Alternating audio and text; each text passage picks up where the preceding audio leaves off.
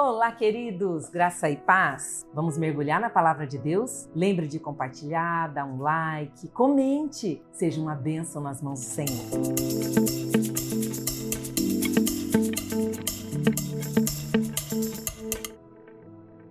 Hoje nós vamos estar falando sobre 2 de Reis, o capítulo 12 e o capítulo 13, Miqueias, capítulo 3, 1 Coríntios 16. 2 de Reis 12, vamos estar falando sobre a reparação do templo. E vai estar dizendo que no 7º ano do reinado de Jeú, quem está reinando no reino do norte, Joás começa a reinar no reino do sul, em Judá. E ele reina 40 anos em Jerusalém. O nome da sua mãe era Zíbia, ele era de Berseba. No verso 2 vai estar dizendo o seguinte: Joás fez o que o Senhor aprova durante todos os anos em que o sacerdote Joiada orientou. Fez o que o Senhor aprova enquanto ele foi aconselhado, enquanto tinha alguém que estava falando com ele. Quando o sacerdote morre, entendemos então que esse rei desencaminhou. Ele escolhe então agora fazer coisas que o Senhor reprova. E o que vemos é que o rei não permitiu então que a palavra enraizasse no seu coração. Enquanto tinha alguém cuidando, orientando, falando, ele seguia o Senhor. Conhece alguém assim? Que está anos e anos e anos caminhando com o Senhor e precisa de uma babá o tempo todo, que não permite que a palavra entre no seu coração?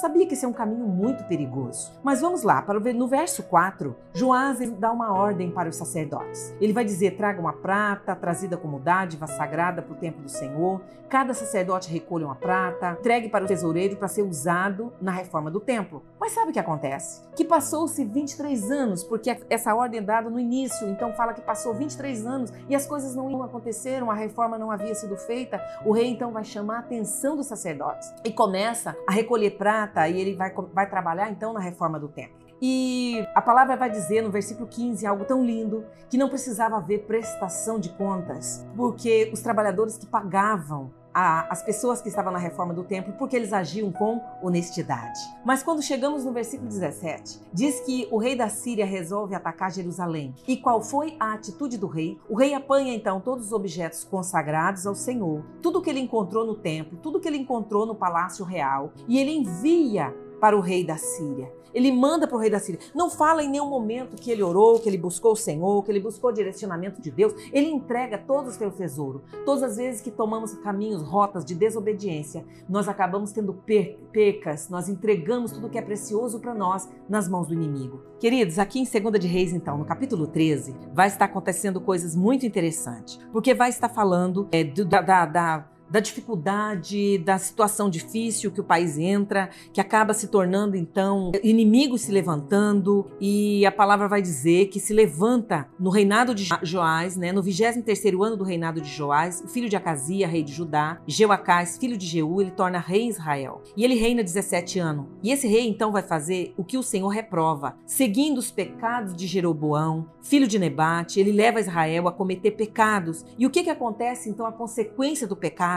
A ira do Senhor se acendeu contra Israel, porque ele os manteve sob o poder do rei da Síria. A ira do Senhor se levanta como consequência do pecado. A ira do Senhor se levanta porque os homens decidiram entregar o coração a deuses que não são deuses. E a palavra de Deus vai dizer, então, no versículo 11, no reinado de Joás, rei de Israel, ele fez o que o Senhor reprova e não se desviou de nenhum dos pecados de Jeroboão, filho de Nebate. Ele decide, então, continuar naquele caminho. Mas aqui a palavra vai dizer logo no versículo 14, Eliseu estava sofrendo de uma doença da qual morreria. Então Joás, filho do rei de Israel, foi visitá-lo. Curvado sobre ele, chorou, gritando: meu pai, tu és como carros e os cavaleiros de Israel. Eliseu estava à morte, no seu leito de morte. E o rei chega e o rei começa a aclamar. Agora preste atenção, um homem de Deus, ele vai fazer então um ato profético. Ele vai dizer para o rei: traga um arco, traga flechas, e ele assim fez. E ele vai dizer: pegue então os arcos nas mãos. E Eliseu pôs as mãos sobre as mãos do rei e falou: abra a janela que dá para o leste e atira. O rei fez e Eliseu declarou: esta é a flecha da vitória do Senhor. A flecha da vitória sobre a Síria, você destruirá totalmente os arameus. Em seguida, Eliseu manda o rei pegar novamente, golpear o chão. O rei golpeou o chão apenas 3 vezes e parou. O homem de Deus ficou irado com ele e falou: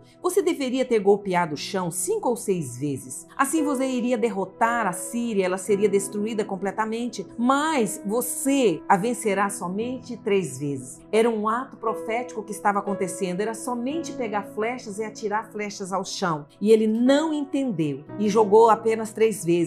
Mas por 3 vezes ele teve vitória. A palavra vai dizendo a seguir que Eliseu então morre. E os moabitas costumavam entrar no país a cada primavera. E os israelitas iam sepultar um homem. E de repente vinha vindo uma tropa de moabitas. E o que eles fizeram? Jogaram o corpo do homem no túmulo de Eliseu e fugiram. Agora, assim que o cadáver encostou nos ossos de Eliseu, o homem voltou à vida e se levantou. Até os ossos de um homem que teve uma vida santa, que buscou o Senhor, que ouvia a voz do Senhor. Ele foi agente de milagre. Ele promoveu a ressurreição de um homem. Sabe, queridos, nós vemos a bondade do Senhor, a fidelidade do Senhor. Aqui nós temos no versículo 23 que o Senhor foi bondoso com aquele povo, bondoso com a nação, teve compaixão, mostrou preocupação por causa da aliança com Abraão, com Isaac e Jacó. E até hoje ele não se dispôs a destruí-los ou eliminá-los da sua presença. É as misericórdias do Senhor, é a causa de não sermos consumidos. Vamos agora para o próximo? Queridos, Miqueias, no capítulo 3, o tema é repreensão aos líderes e aos profetas. E o que vemos aqui então é o Senhor vai repreender esses líderes porque eles eram chefes da nação, governantes da nação, e eles não se importavam. Eles viviam desempenhando funções, mas pensando em si mesmo apenas para tirar vantagens pessoal. Porque aqui logo no início, no verso 1, o Senhor vai dizer: ouçam, vocês são chefes. Versículo 2, vocês odeiam o bem, amam o mal. Arrancam a pele do meu povo, arrancam a carne e dos seus ossos. Sabe, o Senhor vem estar falando, vocês odeiam, vocês deviam amar o bem, mas vocês odeiam o bem. Sabe, o Senhor vem estar falando, isso vai ter uma consequência, isso vai ter um resultado. O versículo 4, o Senhor vai estar dizendo assim: um dia vocês vão clamar ao Senhor, mas Ele não lhes responderá. Naquele tempo ele esconderá deles o rosto por causa do mal que eles têm feito, as consequências do pecado, as consequências de não se importar, de não ter amor, de não cuidar. O Senhor está falando, vai ter consequências sobre vocês. E aqui no versículo 6 o Senhor vai estar falando, tudo isso virá sobre vocês, noite sem visões, haverá trevas, o sol se porá e o dia se escurecerá para os profetas, os videntes envergonhados, os adivinhos constrangidos, todos cobrirão o rosto, porque não vai haver resposta de Deus. O Senhor vai estar dizendo, não vai ter resposta. Vocês vão orar, vocês vão buscar, vocês vão pedir, eu vou virar o rosto, eu não vou falar por causa das atitudes de vocês. E aí, aqui no versículo 8, sabe o que é lindo? É que não importa a situação de trevas, de escuridão que está sobre a nação, Deus sempre vai ter o remanescente. Deus sempre vai preparar, separar homens, mulheres segundo o teu coração. Porque aqui no verso 8, o profeta vai dizer, mas quanto a mim, graças a Deus, graças ao poder do Espírito do Senhor, eu estou cheio de força e de justiça para declarar a Jacó a sua transgressão e a Israel o seu pecado. Ele está dizendo, quanto a mim, todos estão se perdendo, todos estão decidindo fazer aquilo que os seus olhos estão levando, mas o meu coração, os meus ouvidos vai estar firmado no Senhor. Sabe, queridos, a ira do Senhor era porque naquele momento estava tendo suborno. Os sacerdotes, eles estavam visando lucro. Os profetas, eles profetizavam em troca de prata. Sabe, o Senhor está falando, o Senhor está do meio de nós. E eles falavam o seguinte,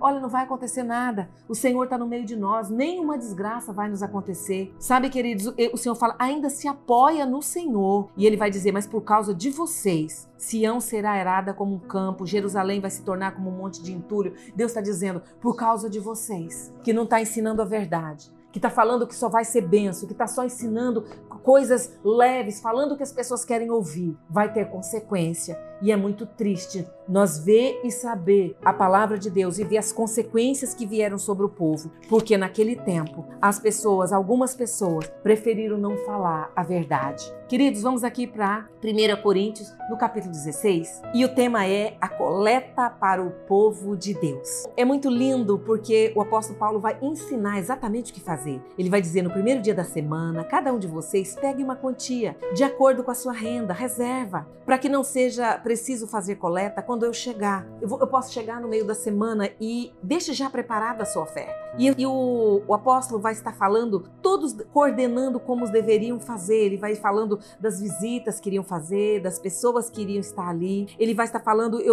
talvez eu permaneça com vocês durante um tempo, até mesmo passe o inverno com vocês, para que me ajudem na viagem aonde quer que eu vá. Ele está falando, eu não quero apenas vê-los, eu não quero fazer uma visita de passagem, eu espero ficar com vocês, se o Senhor permitir. Sabe, queridos, é muito lindo porque ele vai dizer, olha, Timóteo também, se Timóteo for, é que ele não tenha nada a temer. Enquanto estiver com vocês, ele trabalha na obra, que ninguém o despreze. Ele vai estar falando, ele vai estar ensinando como receber um outro obreiro. Mas o que é lindo é que ele vai falar no versículo 13, estejam vigilantes, mantenham-se firmes na fé, sejam homens de coragem, sejam fortes, façam tudo com amor. Sejam pessoas verdadeiras, sejam pessoas alicerçadas na palavra. E ele vai falando, olha, quando a casa de Estéfanas foram os primeiros frutos da Caia, eles têm uma vida dedicada aos santos. Ele vai dizer que vocês se submetam a pessoa como eles, porque eles cooperam e trabalham conosco. Ele vai falar aqui já no finalzinho, no versículo 19, as igrejas da província da Ásia envia saudações. A Áquila e Priscila saudam afetuosamente no Senhor. Ele vai dizer que a igreja sauda, mas também a igreja que se reunia na sua casa. A igreja ali tinha uma célula, ali tinha um life group, ali tinha pessoas reunidas para falar do amor de Deus. Queridos, que o Senhor nos abençoe, que o Senhor abençoe a tua vida, compartilhe essa palavra, comente, seja uma bênção nas mãos do Senhor. Graça e paz.